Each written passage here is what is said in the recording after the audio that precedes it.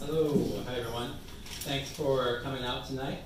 Before we get started, reminder to please silence your cell phones. And you can always keep up with who's coming to Powell's by looking online at powells.com. Our event calendars can be found around the store as well. Our December calendar just came out as well if you want to get a sneak peek of what's ahead. Some of the authors coming here include sci-fi favorite Daniel H. Wilson, historian H.W. Brands, novelist Jamie Attenberg, bestseller Jeff Vandermeer, and many others. Don't forget, you can also follow us on Twitter, Facebook, and Instagram for news and details about everything happening in all of our stores. Tonight, we're excited to welcome back Mark Danielewski.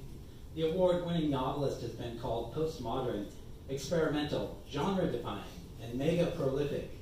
And he's back with an unexpected and wonderful book that may look like a kid's book on the surface, but still stretches its form into deeper psychological territory that readers of all age will appreciate.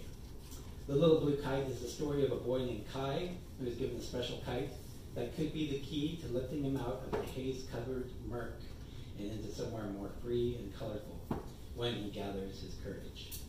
Danielewski's book is designed to be read in 3 different ways, each one with its own rewards. Though The Little Blue Kite is his smallest book, it's also possibly his most hopeful. Tonight's event also includes a Q&A if you have questions for him after his talk. And then he'll be up here to sign your book, and it will be asked that you line up on this side of the room, going down that way. We will be going through the line with Post-it notes. Because we close at 10 o'clock now, please be considerate of your time in line with him. And if you can have one book personalized, and the rest just signed signature-wise. That'll help with the speed. I think that's all you need to know. Please welcome Mark Danielewski.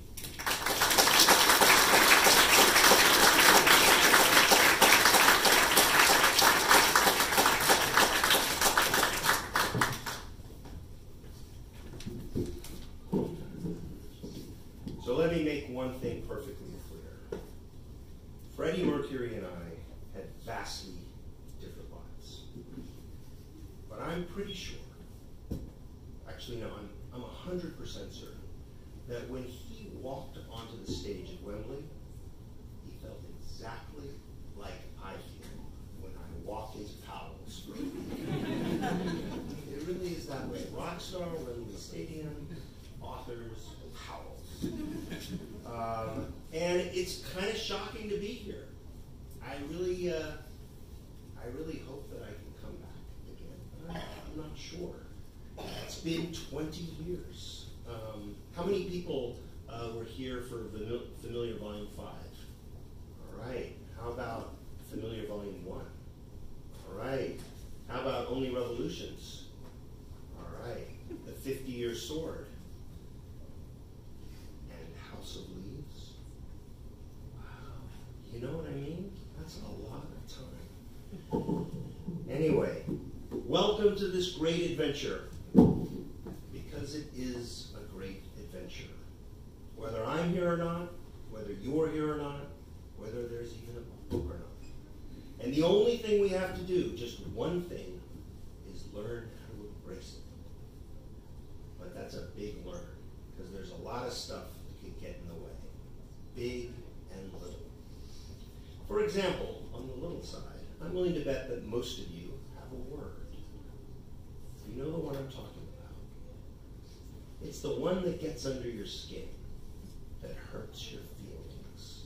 Now, I'm not talking about big, dumb, blunt words. I'm talking about the small ones, like, oh, you're so kooky, or you're quiet. Mine was weird. It used to hurt my feelings, absurdly hurt them. My wife, before she was my wife, on her way to making my blocked calls list, said, you're weird. Instantly ignited a storm of feelings. And feelings are really tricky, aren't they? I mean, they can be so wonderful and so terrible. But either way, they cloud us. When I was little, my parent, in a mood, my parents referred to me as a dark cloud with little feet, scurrying around the apartment, banging into furniture. Eventually, though, I got very curious, and I got outside of those clouds. And I asked myself, why did being called weird bug me so much? Especially since it's pretty much my life. I can't tell you how many times I've been introduced as that guy that writes weird books. I mean, even look at this tour. I love my publisher. I've been with Pantheon for 20 years. But you know they think my books are weird. I mean, even this book, you can imagine the conversation. Mark, what's going on here? It's a graphic novel, only it's much, much shorter. It's a children's book. All right, that's a start. Childhood loss and aspiration framed against a digital world at war with a pictorial reality. It's a children's book. I like it. It's a children's book. Whereupon my publisher proceeds to book me on this beautiful tour all over the country, where pretty much every reading starts at 7 p.m. 7:30 here, which pretty much guarantees one thing. There will be no children. In Atlanta, I was at a bar.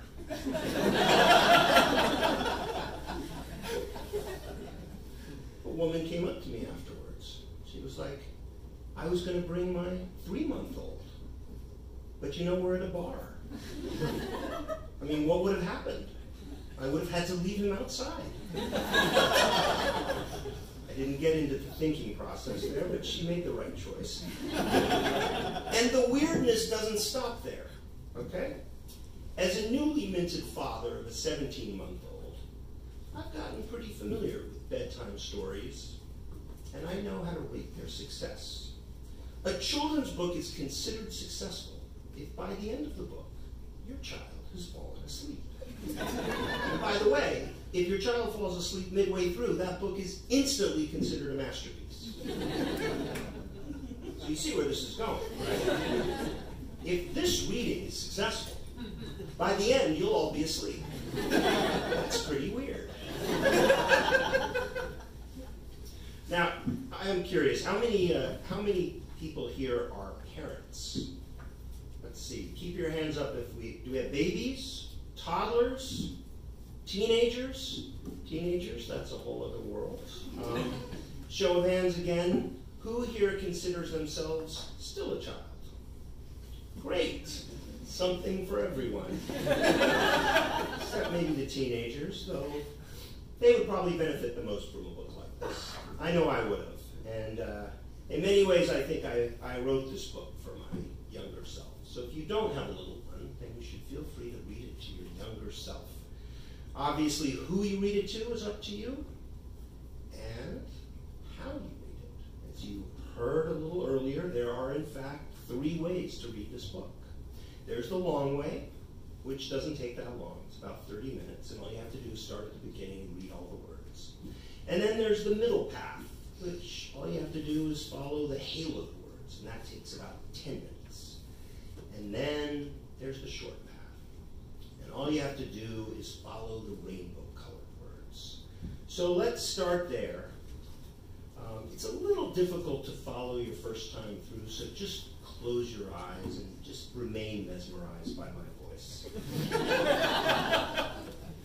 Go back to that little place. Remember when you were swaddled and diapered and the world was all fuzzy? In a closet lives the little blue kite.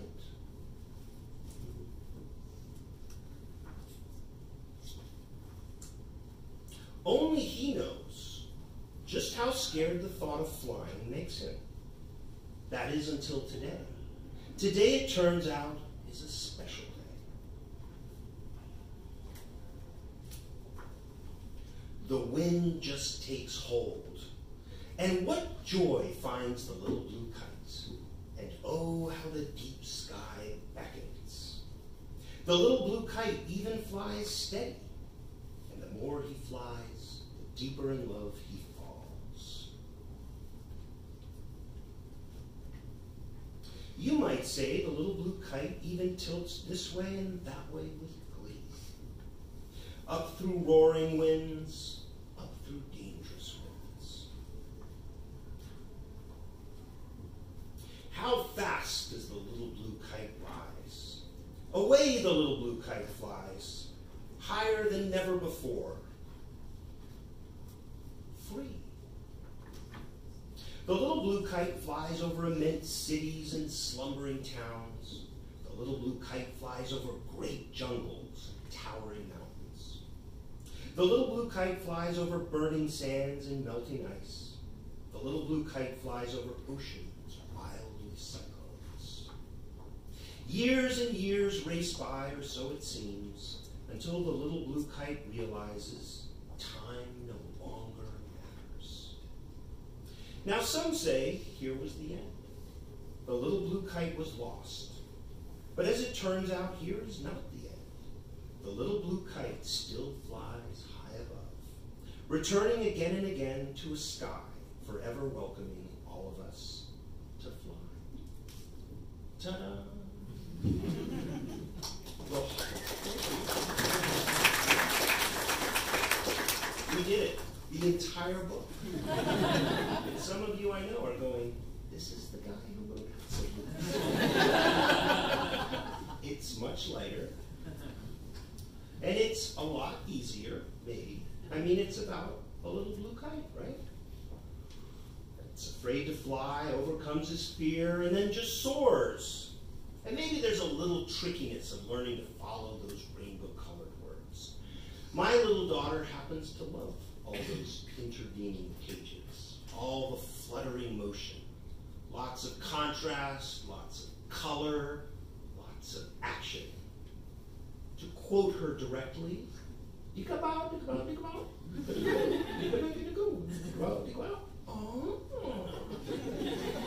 now for those of you, and I understand there are probably a couple who are not fluent in Dexese, I will translate. Hey, what are those? Hey, I like pages. Hey, can I eat one? Hey, I'm pooping. Again. Now you, the adult in the room, especially at that bit towards the end, are going, wait a minute. What do you mean time no longer matters? I thought this was about a little blue kite. A little blue kite that's afraid to fly. How did we suddenly jump to time no longer matters? Fair enough. But before we get to time, I have to tell you about the mud. 3 years ago, I got married, finally. I thought it was never going to happen. And suddenly I was about to walk down the aisle at midnight. A midnight wedding. Kind of weird. And I should say that my wife, after she called me weird, soon admitted to being a little weird herself. So a ceremony framed by darkness made perfect sense to us.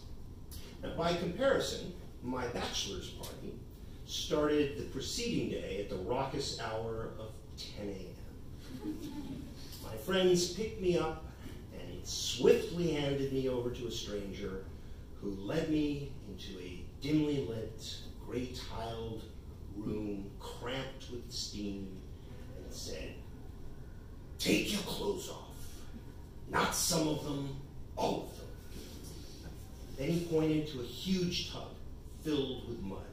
And he said, "Now get down there and get dirty." And you're going, wait a minute. Doesn't that sound a lot like his publisher? What's going on? A few of you are even going, oh my gosh, is his publisher Bernie Sanders? So let's just agree that from here on out, I won't do any more voices. So I decided just to rest on top of the mud. It was that thick. It was also extremely hot. But then I started to sink. And at first it was kind of intriguing, and then it quickly became kind of awful. There was a brief reprieve when I stopped sinking, whereupon the attendant came over with more buckets of mud, which he proceeded to dump on top of me. I was being buried alive. I was sure that my skin was blistering, falling off. It was getting more and more difficult to breathe, and I was about to panic. Now, the smart ones in the room, all of you, are going to say, hey, Mark, maybe it wasn't just about the mud. Maybe it had something to do with getting married, with leaving one half of your life behind on behalf of another, on behalf of others. You all get gold stars. Having meditated for many years, I realized it was my last resort. So I closed my eyes, I focused on my breath, and suddenly I saw blue. Now, this had never happened before. It was blue like the sky, but it wasn't the sky. It was a blue kite. But it was so close to me that I could barely see the edges. And then slowly it began to rise. and it was the most curious feeling. I felt both intensely connected and yet at the same time in the process of disconnecting. I felt heavy and burdened, and yet at the same time in the process of getting lighter.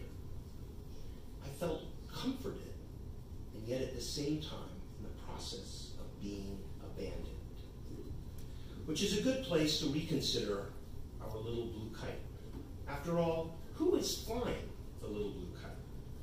So for those of you who would like to follow along, we're going to read from the long path on page 22, about halfway down the page.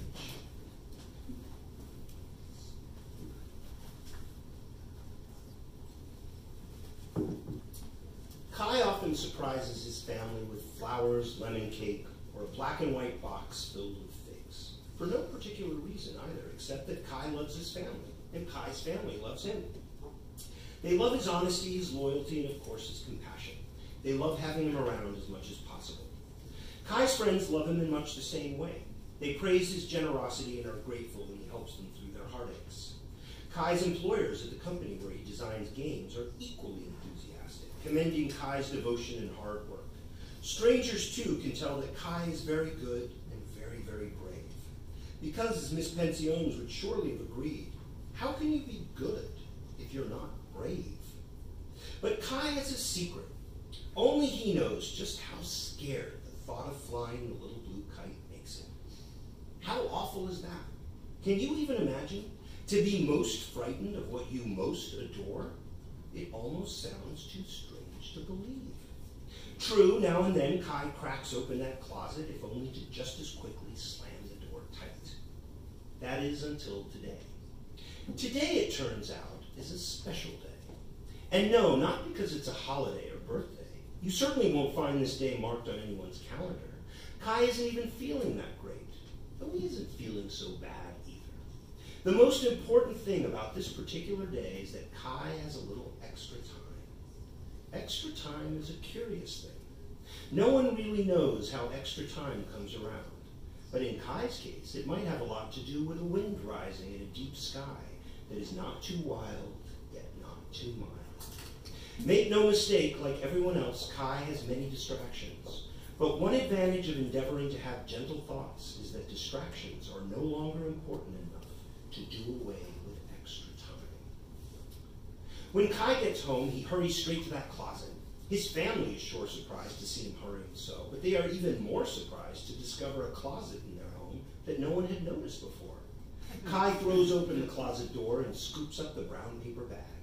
The sight of the little blue kite inside takes Kai's breath away and blurs his eyes, though Kai can't say why for sure. The same is true for the little blue kite. Very gently, Kai lays out all the parts on the floor. Then he spreads wide the fabric, which he calls a sail, and inserts the spine. Finally, he unfolds the long blue tail. Only when Kai gets to the handle shaped like a big bee, which was once upon a time carved out of the wood of a fallen ash tree, and later spooled with countless loops of the finest silvery thread, only then does Kai pause. One end of the thread is lost at the heart of that big bee, while the other end dangles free, ready to be tied to the sail. But oh, how just that loose end overwhelms Kai. He at once remembers his two greatest losses, his kite of spectacular color, and of course the disappearance of Miss Pensiones. Kai has to step away, leaving the little blue kite just lying there, unassembled, unfinished, abandoned on the floor. Now I expect some of you might snicker at Kai's silly and, well, yes, perhaps exaggerated reactions to a little blue kite. But let's agree that snickering isn't nice, especially when it concerns someone else's fear. After all, who hasn't, in the grip of fear, felt certain that their fear was beyond questioning? Whether it concerns, say, a fragile daddy longlegs weaving a messy net, or apprehension before a crowd of open-hearted folks waiting to hear you speak, or how the dread of a dark closet might make you avoid altogether certain hallways in your house. And this last fear can go very deep, because there are so many different types of closets. We have all fallen prey to fear, even if all our fears look different, especially the little ones. And when it comes to big fears, like, for example, an immense monster, too immense for any one name, how can we begin to face that if we can't handle the little ones? So, very recently, I went to let in my Tai Chi instructor. Don't open the gate, he said from the other side. And if you've read a little about Zen, you know that the gate is a charged encounter, especially in koans. And I was like, whoa, is this one of those profound lessons whereby if I open the gate, I substantiate the gate, therefore impede my progress? I do a lot of thinking, you can see. But I really wanted to see my friend, so I failed the lesson and I opened the gate so I could have my lesson. And there he was standing cautiously to the side, and he was pointing to an enormous spider that was hanging by the latch just a couple of inches away from me. And I said, oh, this is Esme. And he looked at me and said, you name your spiders? I know. Weird. In fact, we have 3 hanging around our back patio. Esme, Picasso, and Powell. They're all female, they're all enormous, and they're all orb weavers. And they make the most beautiful nets, which catch all sorts of bugs that are far more likely to bite or sting me than they are. I've learned that they're timid and tidy and very gentle. They also only live about 12 months, so they're at the end of their lives now. It's been a privilege getting to know them. I've discovered that they're also kite flyers. When they're going to start a net, they wait until the breeze is just right, and they release a little stream of silk which rises up through the air and attaches to a tree. So how many here are scared of spiders? All right. How many are irked by spiders? Yeah, irked is another word for I'm afraid to say I'm afraid. But where did we learn that fear? Who taught us to revile these creatures and even kill them with impunity? And why? Because of the way they look? Because they might sting us a little? Because they have 8 legs? I'm making a very, very big point about a tiny, almost nonsensical fear. Civilizations, cultures, and languages are extremely adept at manufacturing and perpetuating dangerous fictions that can make another's life worth less. Now, admittedly, languages can also create beautiful fictions, which can reorient our relationship to others. For example, try naming your spiders. But never forget that language is a creation. The fear you experience is a creation. Thinking itself is a creation. Basho, the great Japanese haikuist, wrote, "There is nothing you can think that is not the moon." Or in other words, like the light reflected off the moon, everything we think is at best a reflection. Cormac McCarthy put it more darkly, the world has no name, which is not to say that it is waiting to be named. It cannot be named. In order to embrace and enjoy this great adventure, it is paramount never to mistake what we think for what is. Of course, getting to that what is the tricky part. But it's also what's at the heart of this book. So for this last bit, I think we should start again at the beginning. And this time we will take the middle path. We will follow the rainbow-colored words and the haloed words, and we'll see where that goes.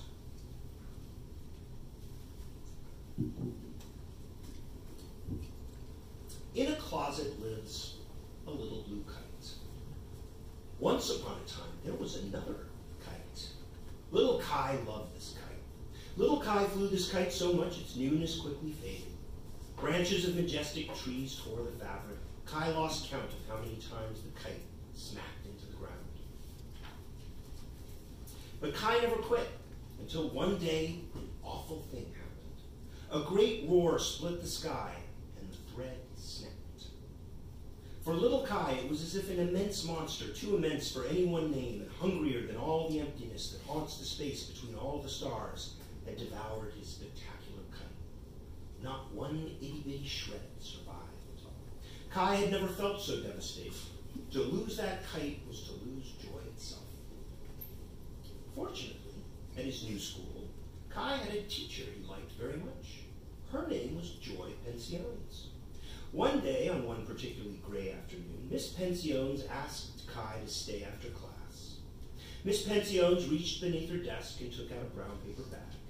Kai peered inside, and oh, how his eyes widened when he saw the little blue kites.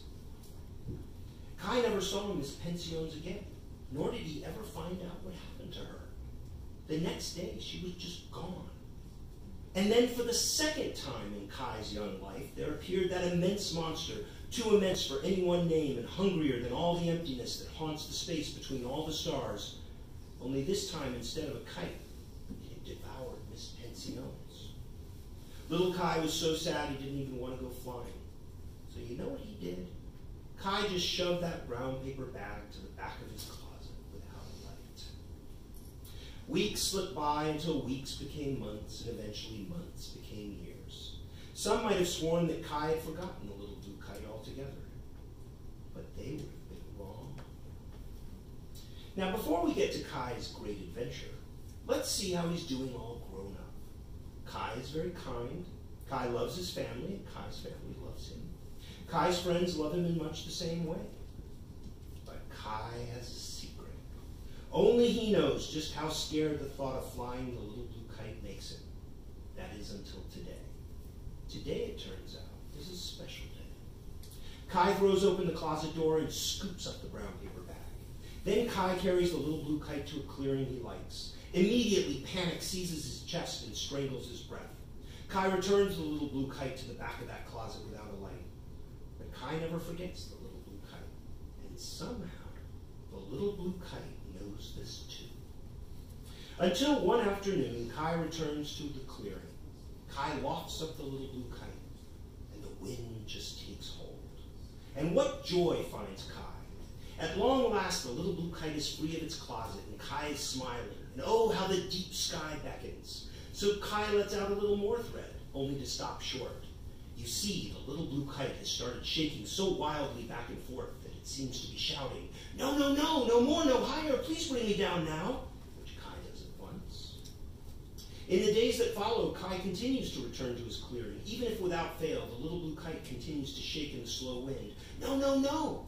But Kai never gives up, and each time manages to fly the little blue kite, well, a tiny bit higher. Now and then, the little blue kite even flies steady. Kai just loves flying the little blue kite, and the more he flies, the deeper in love he falls.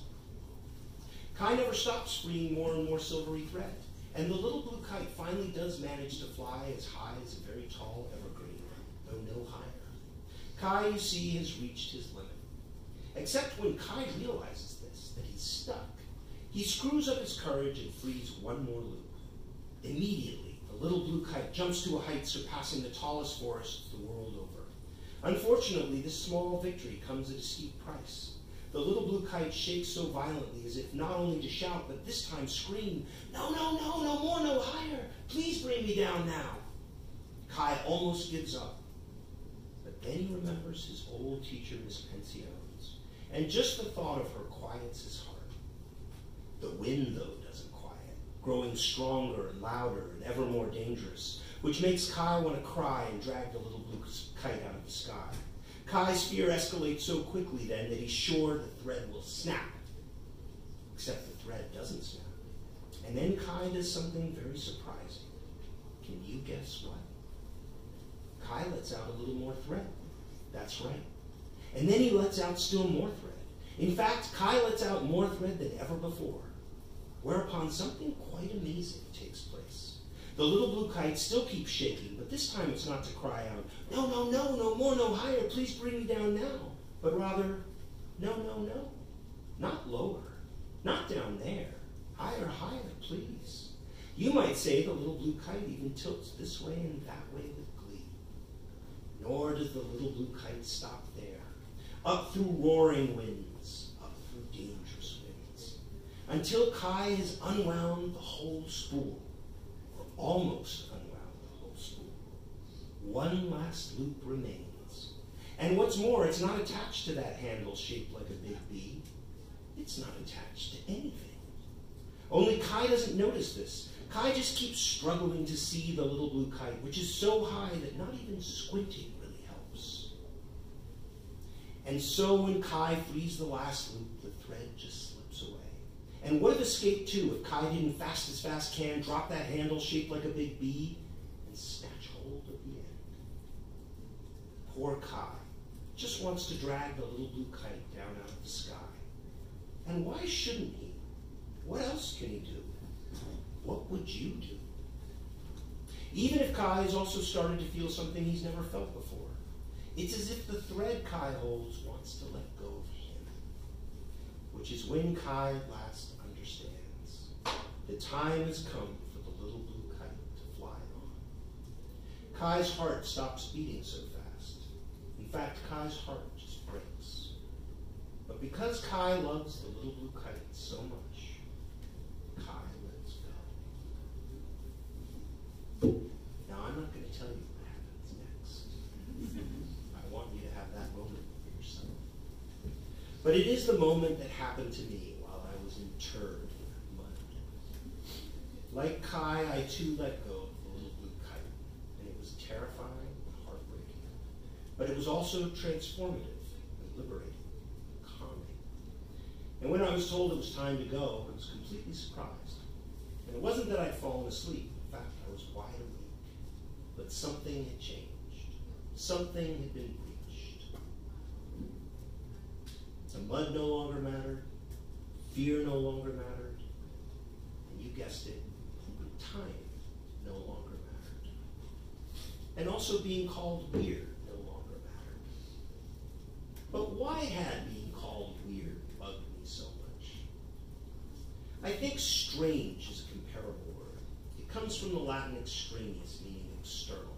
And I think that's the root of it. To be weird implies that you're outside. It implies that you don't belong. And personally, as weird as I may be, I've always wanted to belong. When we were little, my parents moved around a lot from different countries, different cities, different socioeconomic states. Places where I felt I never belonged. But what had I ever been outside of? Only that which all of us are only ever outside of. Unless, heaven forbid, we're enthralled. Powerful fictions. Whether they're tribal, national, economic, religious, racist, gender-biased, queer-phobic, animal, you name it. Alan Watts put it beautifully. You are not born into this world. You are born out of it, like a wave from the ocean. You are not a stranger here. After all of us, right here, right now, are comprised of particles that are already billions of years old. And yet, how often do we recognize ourselves so insufficiently, so sparingly, and in terms we had no hand in writing, let alone creating? Access to that which is beyond fiction, to what is, to what lights the moon, to this great adventure, is what this book seeks to give you and whoever you share it with. May your kites all soar, and when you're ready, may you have the courage to let them go. Thank you.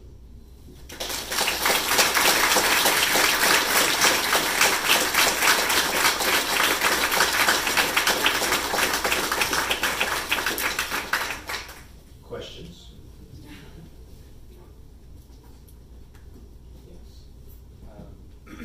This one's more about the familiar.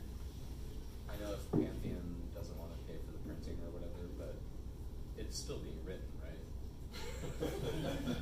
The question is whether the familiar is still being written. The familiar, and could it be? Will we ever see this in some form? and could we see the familiar in a different form or another form? So the familiar was planned to be 27 volumes, comprised of 5 seasons, each 5 volumes, except for the last season. And we got through the first 5. We published every 6 to 8 months an 880-page volume, and we were all set to go. But the reality is that the readership wasn't there to support so ambitious a project. So it is currently, on pause. I know you prefaced your question by saying this is about the familiar, but the Little Blue Kite is very much about that. The Little Blue Kite I totally get that feeling. But I'm just, I'm wondering about Xanther and of course. But the Little Blue Kite is very much about that experience of how we somehow have to let go of certain concepts, you know, certain things that are dear to us, how we grieve, how we have to let go of things. You know, it's not, just to be clear, the problem is not just printing the book. It is not just Pantheon's, you know, refusal. They are not refusing to print the book. It's an extremely expensive book to make. It needs to sell a certain amount of copies. However, one of the things that's come out of the Blue Kite, for me personally, as an artist, is to reimagine that, the form. So even though the form of the familiar may seem impossible to continue, what I've discovered is that those characters are very much alive, you know, in me, and I still have conversations with them. So Xanther is very much alive. And now what I'm really trying to do is kind of imagine an alternate form that might bring those stories to life. Some of you may be familiar that a while ago I was sort of doing a dance with the film industry and potentially turning House of Leaves into a television series. And we got close twice. And I wrote a pilot, which some of you may have read, that was posted online. And what I've done recently is rewrite the pilot and write 2 more additional episodes. The pilot that I posted a while ago was about 10%, and these are about 60%. And I think we're going to post those on like Black Friday or something. So if you have an interest, check it out. I think we're going to charge sort of a modest fee. And the point isn't for the money, but the point is to see, is there actually an appetite for this kind of form? Like, what if in fact the familiar continued actually as a teleplay, as each episode? So instead of these huge volumes, these very sort of much more spare, you know, pieces. And if that's possible, and if there's kind of an appetite for that, then maybe we could at least approach season 2 in that way. If not, maybe there'll be a different form. But you know, the Little Blue Kite is really a way of kind of finding your own openness to reimagine your lives, reimagine your relationships, find the space that you need to be the person you are. And as you can tell already, it's rooted in a very personal experience for me that includes marriage, becoming a father, and also losing hold of a project that I spent over a decade on. Thank you. Yes. How has, like as you become a parent and a father, how has that changed your intention or purpose as an author and an artist? How has being a father changed my intention and purpose as an artist? What a beautiful question. Well, I don't know if I know the answer to that, but I can tell you the change is substantial. You know, it is an extraordinary experience. I mean, I'm a professional imaginer, and I had no idea what was coming. I really thought that I had figured it out. And when little one arrived, it was, wow. I mean, I can't stand to go to Target. Like, it is one of the great tortures of life.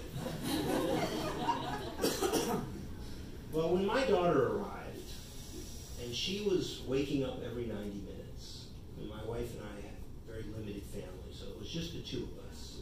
We may live in LA, we don't have fancy night nurses or nannies, it's just the 2 of us. And we were on a streak of sleep deprivation that not even my college years could compete with. And it was suddenly clear we were about to run out of diapers. And I had to go to Target. And it was the greatest thing ever. There I am, at peace, wandering around the store, going, oh, this is what it feels like to be outside. It's so quiet. And I went to the aisle where all the kids' stuff were, and there was another woman, and she had a little toddler there.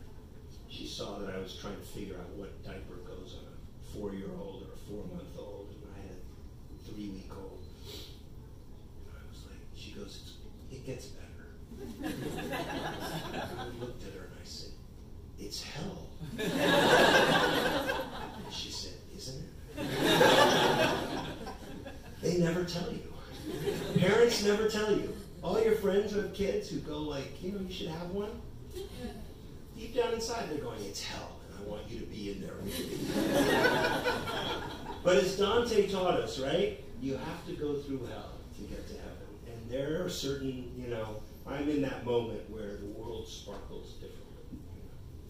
How that has changed my purpose, I don't know. I'm finding out right now. After this book, I'm in a place where everything is completely open. And I'm embracing that possibility. It's still terrifying. It's still a process.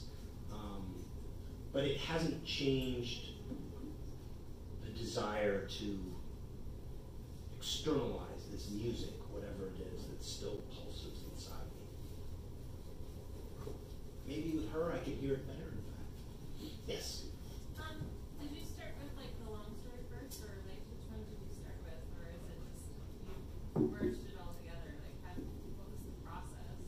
So what was the process in the Little Blue Kite? Did I start with the long version, the middle version? Well, when I had this experience, and it was, the closest I'll ever come to Paul McCartney's Yesterday or something like that. It was just fully formed. I frantically wrote it down on some paper plates right after we got married, and then I sort of sat with it, and it didn't go away, and I didn't know what it was yet. It could have been a poem. Sometimes I even think it could have been like a bronze sculpture. I really didn't know what the form was going to be. Maybe an installation of blue kites. Who knows? Maybe it had nothing to do with kites. Maybe just kind of like a James Turrell exploration of blue. But I went back and I started writing it, and then it expanded. And I think all my anxieties and insecurities about what I wanted it to hold just sort of imbricated more and more sort of layers and characters and whatnot. And then, as I began to propose this idea to my editor, he and I just both agreed that, especially after The Familiar, let's go really slim, really slim. Let's cut away everything that we really don't need. And so the process was to cut it back. And the fun part about that is that there were parts that I couldn't get rid of, and so those came to life. But were those really suited for a child? I don't know. So maybe that would be the long path. This definitely more for a child, etc. But then I realized that they could be layered, and this actually harkens back to the previous question, because one of the things that every parent knows is that you have to read these books, and you don't just read them once, you read them over and over and over again. And it's the closest thing that comes to self-harm. So I was like, well, what if there was kind of a meditative thing that you read that actually could speak to the parent and say, yeah, this is hard, this is frightening, to let go of, well, I'm not going to tell you what the kite is, right? But what are we letting go of? Whether it's a creative project, whether it's our identity, as a parent, we all have had that experience of kind of slowly losing our identity. And if you manage to keep your identity intact, then you're doing it wrong. So the process ultimately revealed itself. I guess by the time I reached this stage, I had already begun to see it in different ways. I could cut everything away and just do the part that I read to you at the very beginning. But then I really liked the other part of the flyer, etc. So they just kind of lived together like a tricycle, I guess. They just needed all three wheels. So it wasn't a sort of a linear discovery. Yes, in the back. Have you ever received praise from a writer you respected but didn't know personally, just sort of out of the blue about any of your books before? Have I ever received praise from a writer that I didn't know personally? Sure. Yeah. I've gotten blurbs. Bret Easton Ellis gave me my first blurb for House of Leaves, and it was very influential. That kind of his voice at that time was very, very powerful. There's a lot of writers listed there that I didn't know. Now and then I hear murmurs. There are a lot of trolls out there too, though. So both ways. Why do you ask? I asked Amy Hempel that question a couple months ago in New York, and she said that writers in the U.S. all know each other, and it's hard to find someone. I don't know her. Guess I'm not a writer. Any other questions? Yes. Can you talk about the artists and the art of the book? How did you work with question was, can I speak about the art? So when the Familiar was going, for those of you who haven't taken a peek inside, it has a sort of a multitude of graphics for every chapter and sort of textual arrangements, and plus there was a great deal of translating and programming, and research, and all sorts of things. And so there was kind of this kind of team. There's probably 3 or 4 people that were sort of close, and then everyone was sort of, in different territories in the world, but we were all sort of working on this thing, and it was loosely called Atelier Z. But as it was clear that we weren't going to get, the readers that we needed, and I should say, the funny thing about the Familiar is the Familiar was reviewed for Volume 1, and it was never reviewed after that. No one ever reviewed 2, 3, 4, 5. I mean, Volumes 1 through 5 is as terrifying as it can be, and I would say that you're prejudiced if you feel this way, seems unreadable. But those of you who've read it know that, in fact, it's actually shorter than even House of Leaves, 1 through 5. It actually moves much more swiftly. But anyway, sort of everything closed down. So as this thing kind of came to birth, before my daughter arrived and then when my daughter arrived, I did a lot of the drawing. And then my wife and I would sit there and start painting. And then we started to expand, and we realized, for me, it's always important that all the graphics are consistent with all the themes, all the fonts, and the arrangement. So sky is a construction. We kind of all know what it is. We've experienced its immensity, and yet it's framed by our feelings. It's framed by the way we see, certainly the way we take pictures of it. So it made perfect sense to ask readers to submit some of their favorite skies. And so all the skies were then incorporated. So this is the vision of everyone's sky in there. And, I had opportunities to sort of, make the watercolors, we could easily have made them, kind of pristine. But I wanted there to be kind of something loose and childlike about it. Because I think in many ways where, even though we can feel a great complexity about our own identity, these are all just kind of crude renderings, really, of selves compared to the vast universe that we inhabit. So I wanted this sort of tension between the surface of these sort of watercolor pieces and then these skies, which were sort of digitally arrayed and then painted. But all these kites, are the result of every night. When our little one finally went to sleep, we just sit there with watercolors and we would paint blue kites over and over and over again. And it was pretty wonderful. I love the concept of a potential television series. Can't imagine what it would look like. Is there a dream director that you could think would be your dream director to work with, to interpret that, and take it to the next? Is there a dream director that I can imagine for a series for House of Leaves? You know what? I let go of that. I did. I had a list, of course. Kubrick was number 1. AI can bring him back, I'm sure. Do we want him back? But I realized, for this thing to happen, it really has to happen in a way that's blind. Foresight is the worst kind of blindness. And so by sort of fixating on this perfect director, I may miss the fact that someone who's got the chops and got the record, but maybe not the masterpieces, is going to be the perfect figure to do this. I mean, look, if P.T. Anderson called, I might take his call. Sure, I mean, there's some great directors, but I think that, and again, this is about the little blue kite, letting go of those preconceptions which are going to get in the way of actually experiencing the sky. Yes? So, I read Only Revolutions for the first time when I was in high school. It was a very big deal to me, it still is. I reread it every year, every 2 years, and a large part of why I love it so much is that the way that I interpret it changes as I get older. And I learn new things from it, I see it differently. Do you feel the same way about it, and do you have any sort of similar feelings as you age? Does the way you interpret your own works change? Do you see that differently at all? do I see Only Revolutions now?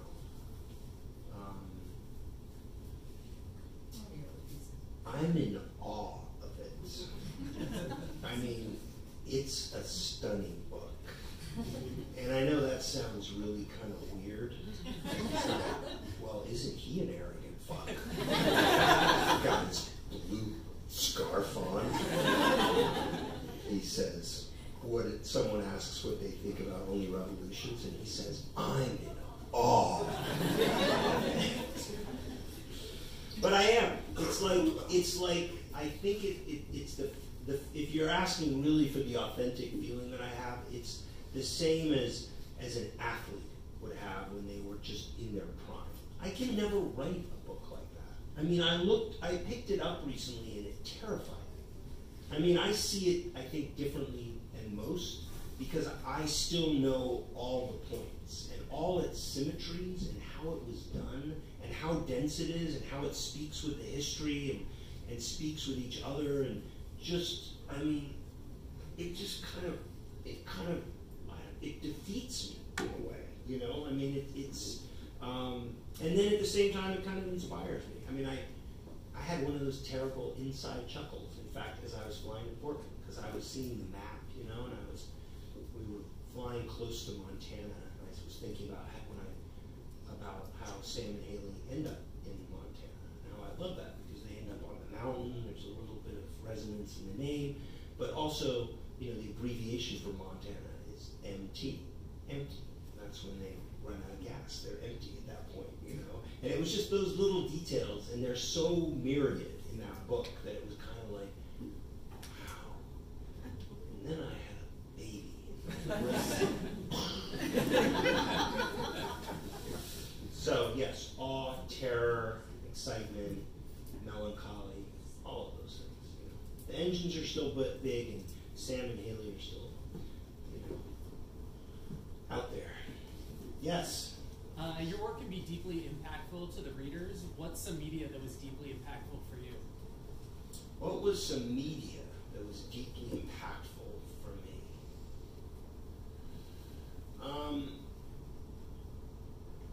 You know, I think as I get older, it's not about singular moments. It's kind of harkens a little to sort of Freud's notion of screen memories, like you focus on one trauma, but that trauma is just actually can be, you know, representative of multiple traumas that fit the sort of same narrative. And so for me, it's constellations of work, you know, whether it was, you know, sort of the classics that I was reading when I was very young, or sort of the movies that I would have watched by auteurs with my father. So I can't really pick one. You know, I think in many ways, I will say this, the books fairly kind of represent their influences. So if you read them, they will sort of tell you where they came from, you know, if you're willing to listen. Yes? This is a brief one. Do you recall which Alan Watts that quote you shared was from? You know, I was hunting for it, and I came across a lecture, but I'm not sure it's the source. So it's a good question. You know, I think it's from a book, and I'm still on the hunt for it. I did confirm it through a bunch of sources, but there's a possibility that it was spoken and recorded. So thanks for asking. Yes? Oh, one question. One more question left. All right, we have two. Okay. How did you name your spider? Why is it Esme? Good question. Why did I name Spider? You know, I don't know. That's what's so much fun. I just looked at her and I was like, Esme.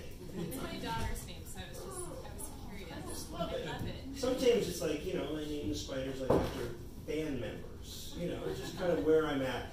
There's no purpose to it other than, huh. But she was kind of shy, you know. Her net was like right in front of my door, so I just had to kind of move. I just unplugged one strand and I kind of swung it like a gate to the side, and she sort of timidly retreated, you know. It was terrible. We had a windstorm when all the fires were going, and I actually went out to check on them. Came back to my wife. Esme's cool. Picasso's cool. Pollock's a little messy.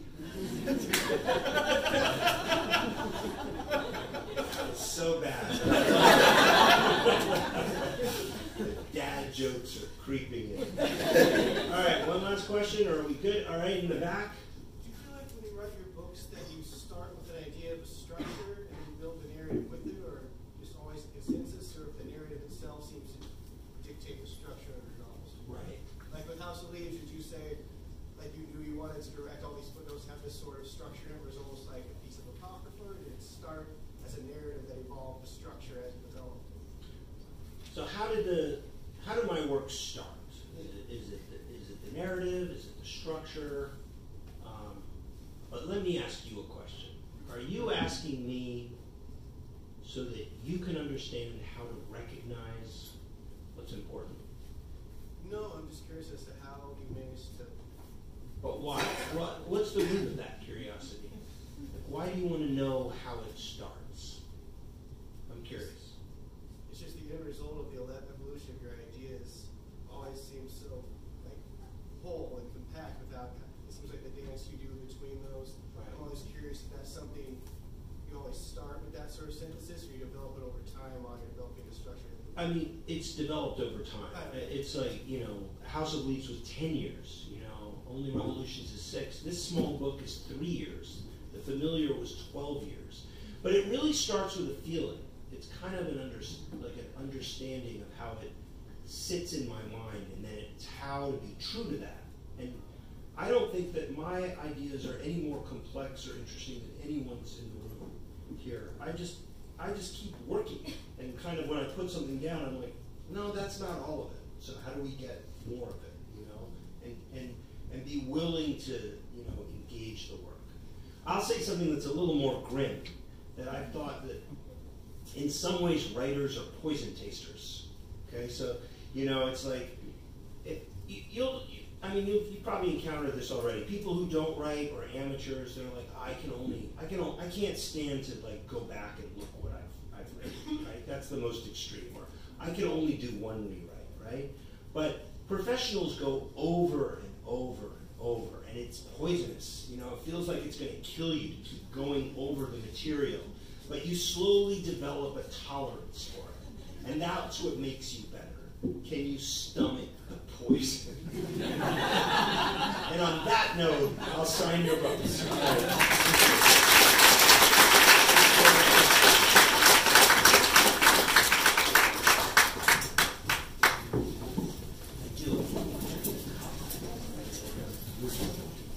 Thanks, Mark. Thanks, everyone, for coming out. Books are over there on the cart. We'll be going through the line with post-it notes.